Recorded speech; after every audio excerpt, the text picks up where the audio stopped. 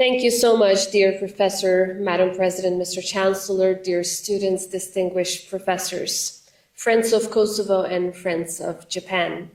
Thank you for your warm welcome to this wonderful country. I am deeply grateful to Sophia University, not only for the kind invitation, but also for upholding the kind of academic and civic space where difficult truths can be spoken and also enduring values can be defended.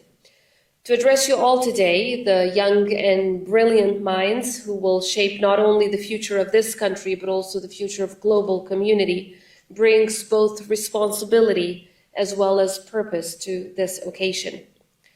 You know, just yesterday we marked the Liberation Day in Kosovo. It was the 26th anniversary of our liberation, a day of profound significance for the people of our country. It is the day where our long and enduring call for freedom was finally answered after centuries long of sacrifice. And so I would like to begin my remarks on a very personal note. Just like the rest of the people of Kosovo and my delegation standing here in this hall, I was born and raised under an apartheid-like regime, which then led to a horrendous genocidal war against the people of Kosovo. During my childhood, I witnessed and lived under a system that tried to erase our identity, to silence our voices, and to deny our very existence and wipe us out from the face of the earth. Schools were closed to us, and of course, also teachers were expelled from our schools. Children were not used to dream, but to fear. And yet, in the living rooms that turned into classrooms and torn notebooks that passed from one hand to another, we learned, we resisted, and through education, we endured. That is why standing before you today in a free and, most importantly, in a democratic country that believes in the fundamental value of the dignity of every human being, within the walls of a university, it's never something that I take for granted, because growing up in a country where our basic human right to education was denied means that the right to education, the right to speak in front of you, the right to be in a university is something that is very, very dear to our heart, because we know what it means to be denied such a space, and we know what it means to reclaim it through a lot of sacrifice. So, dear students, the Republic of Kosovo is one of the world's youngest democracies. It's the youngest country in Europe, also with the youngest population in Europe. But our people carry a legacy as old, as ancient as the continent of Europe itself. But it's a legacy that was defined not by conquest, but by resilience. It was never defined by domination, but by dignity. From war to peace, from oppression to self-determination, the path that the people of Kosovo have walked was never easy. It was never handed to us. It was carved by many students, by mothers, by workers, by survivors, by our liberators, by soldiers who fought for our freedom, and by peacemakers, by those who refused to believe that history must always repeat itself. And when we declared independence in 2008, we did so as a people ready to build the country from scratch, ready to build a democratic, inclusive, multi-ethnic republic, a country where the rights of all are protected and where justice belongs to everyone. And we made a promise to ourselves and to the world, to our allies across the global community, that we would never allow our past to become the future of our children.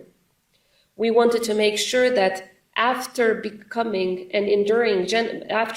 victims of genocide, and after surviving that genocidal war caused by the Milosevic regime, we would always fight to defend peace and to preserve peace. That journey continues today, since Kosovo stands as a vibrant democracy with strong institutions, with a youth-led digital economy, and with a foreign policy rooted firmly in democratic values, values that we strongly share with Japan.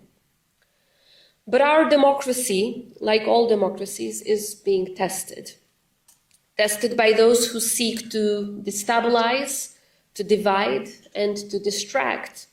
Tested by resurgent authoritarianism that glorifies the kind of power that mocks and attacks the values-based systems that we believe in and that we have fought so hard to build. Tested by external actors, malign actors that is, chief among them Russia, who use disinformation and proxy regimes to undermine what we have built with so much sacrifice across our region, across Europe and beyond. But we will not be intimidated or give up on our freedoms, because we remember what it means to be voiceless, and because we know that democracy is never just a line in the Constitution. It is a daily act of courage.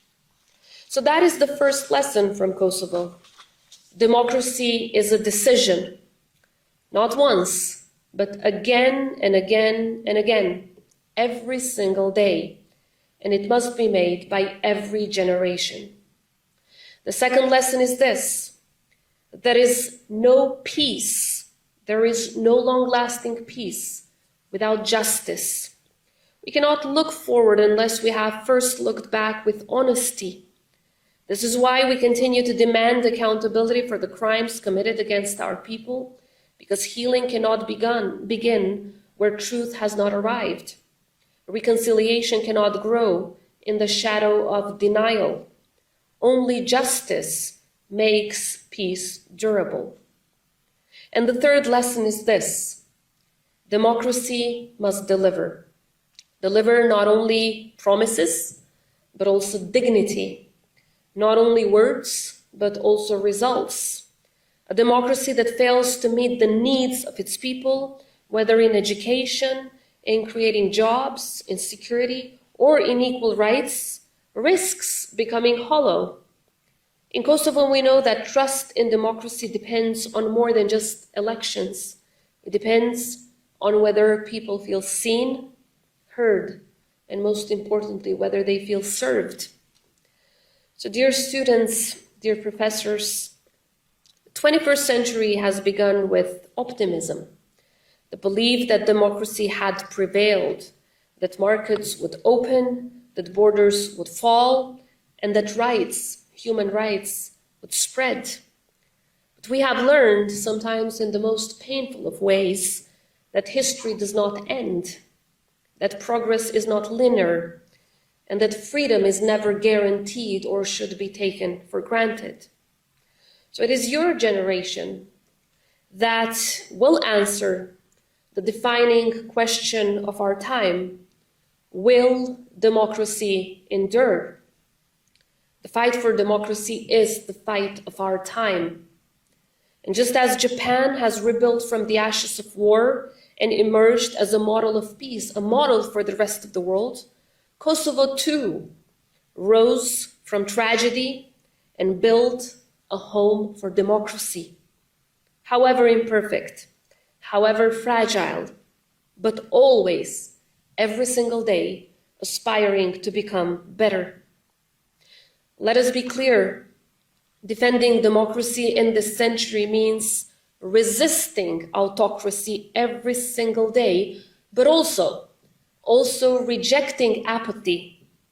It means choosing facts over falsehoods, solidarity over cynicism, and building bridges instead of walls.